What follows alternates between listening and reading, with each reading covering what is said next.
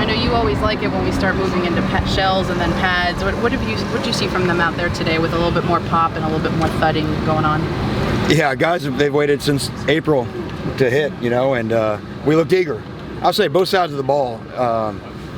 We probably have had our 2 days in helmets were highly competitive. Sometimes those can turn into glorified walkthroughs and highly competitive, and then today was the same way. I mean, a lot of big hits and a lot of guys really, playing with an edge about them, both sides of the ball, which is good. I think, we've got a thing now where we're really, like we mentioned in the spring, this team does have an edge about it, it's been a little feisty out here, and as coaches, I think we think that's a good thing. Where do you think that comes from? Is it the way last year ended? Is that the edge, or is it just wanting to take that next step, or everything? Probably wanting to take the next step, and it's really not about how last year ended. It was everything about last year, and it's about that level of consistent play, and playing at a high level week in and week out,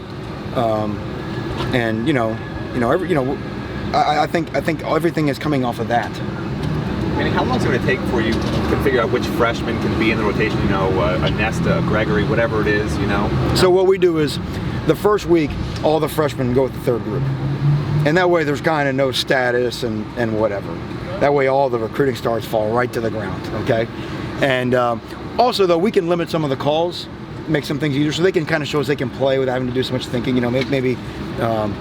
Not make it so complicated jumping around between this defense and that defense. We'll scrimmage on Saturday, and after Saturday we'll start to break apart the depth chart, and start to move some guys, and maybe some of the young guys can go. But you can't really make an assessment until you get to that scrimmage day, because it's just different when you scrimmage, on practice, and all of a sudden guys kind of start going crazy. And with our first game being in such an intense environment, it's not just can you play, but can you play on that stage at that level. And it's not a talent question. It's really a talent of poise and mental toughness and not thinking you know what to do. You have to know what to do in the opener. How can you assess that's really going to happen in the game? Does the scrimmage help, Manny? That's the best chance we get, right? Because we don't get a preseason game. Right.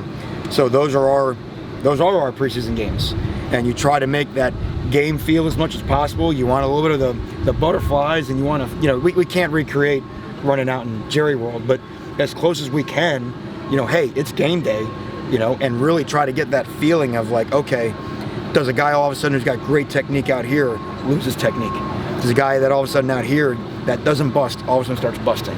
Do things start to go faster for that guy? And that's the best we can judge. But that guys like Joe Jackson, the veterans are used to it or have been used to it. The young guys, so you play them more maybe in the scrimmage a little more? Depends. I think as much like an NFL preseason, sometimes the different scrimmages have different meanings, in terms of guys getting in, but at the same time, you got to get the whole football team sharp to go.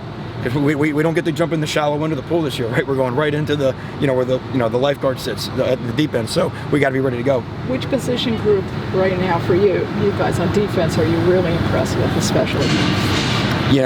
With just doing the first day in helmets and or the first day in pads and not having a chance to watch the film, I can't say that there's a group that's necessarily standing out. But I would say that the guys who you would expect coming back from playing a lot the last 2 years are the guys that look very comfortable playing and have made their mark with some big plays the first couple days. Any young guys you can name? Some young ones who have flashed? Yeah, the young guys, they all have. I mean, that's the neat thing about it. I mean, they're, you've seen Jade back there with the tackle for loss, Jordan Miller back there making plays in the backfield. We already know what to expect from Rousseau. He's kind of picked up where he left off in the spring. In the back end, you see an Al Blades have a really good day the first day, and certainly Frierson and Ivy. I mean, Gervin Hall is back in the mix and kind of doing Gervin Hall things. So there's not the problem is this: we know they're all talented, they can flash, but you don't win all your games with guys flashing, right? You win all your games with guys doing their job on every play. So we're happy they're here. We've recruited them all again, but now comes the hard part. Greatness is being consistently good. And that's the hard, it's so fun now I can put a highlight tape together, right? And I can go on Twitter with my one good play I made, right? But, greatness comes from just being that guy every time. And a great team comes from being consistently good. And sometimes that means last October putting teams away that we should have put away much earlier. And that's that idea of being consistently the same team week in and week out that we're really trying to strive for. And I think that's why we have that edge. Coach, have you Couple more seen questions for Coach you know, Diaz. that consistency out of like a guy like Javonte Dean or some of the other defensive backs? Yeah, I would say, you know, in the corner room, you know, you certainly have Mike Jack, and you know, who's done it the most, very consistent. Trajan behind him. I still think Tay, Gilbert, and DJ. I think the wheel kind of spins. You know, I think it might be a period where this guy's on top, then that guy's on top. They all have their different pluses and minuses. But again, it's day 3, you know, and so we got 3 weeks to really, you know, set in stone, you know, assuming that Trajan and Mike Jack are 1 and 2, who's number 3 and beyond that. Along those lines, what are your thoughts on at nickel? I saw Manny played there last year. I guess I saw one of the freshmen working there. I mean, like, is there other options there that you see besides those 2 guys? Well, we're so much. Obviously, because of the striker position, we have many more athletic type guys that can play there. But it always, like I said in the spring, it's not scheme, it's personnel. It's about finding who our 11 best players are. Is our 3rd safety better than our 3rd corner this year? Is either guy better than our 3rd backer? You know, because that's going to dictate really how you want to set up your structure. And we have the flexibility to play really predicated on who we think our best guys are. So right now we got our base schemes in.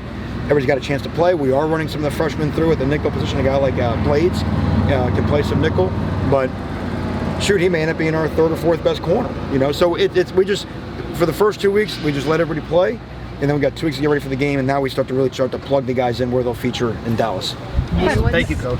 What's Malik been like as a coach? Malik Young, he's out there doing what he can. What's it been like watching him grow in that role? His enthusiasm, his smile, which has always been fantastic.